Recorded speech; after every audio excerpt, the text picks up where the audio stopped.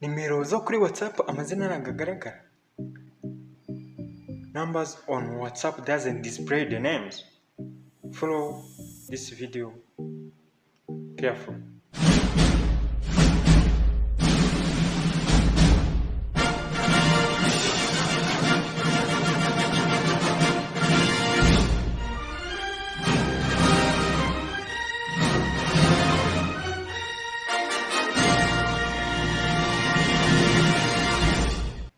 Welcome to Show TV.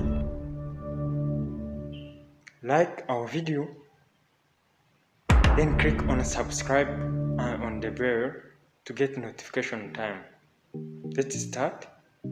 We have to start by opening the WhatsApp. Open the WhatsApp. Ufungura WhatsApp.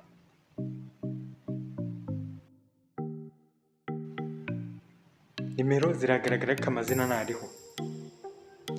Kugikemura icyo kibazo ujya muri setting, ufungura setting zawe ukareba handitse apps, applications cya apps and notification.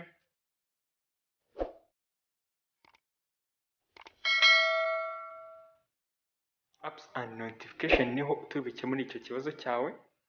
Ukajya kuri WhatsApp, ureba WhatsApp aho iri, warangiza ukajya handitse permission. You have to go to the permission and allow contacts.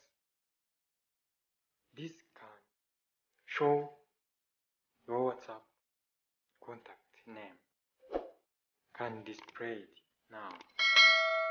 Your names now can be displayed on WhatsApp. Amazina yo kuri WhatsApp, amazina ya nimero ufite kuri WhatsApp ubu yagaragara kubera wemeje hariya. Mu gihe byakubayeho cyangwa bikubayeho ni kuri wabihindura ubundi ikibazo kigakemuka. Murakoze ya NG kuri Show TV. Katurebe koko nimba amazina yaje, ubundi ikibazo cyacu kibe kirakemutse. Nawe ujye ubigenza gutyo mu gihe icyo kibazo kikubayeho.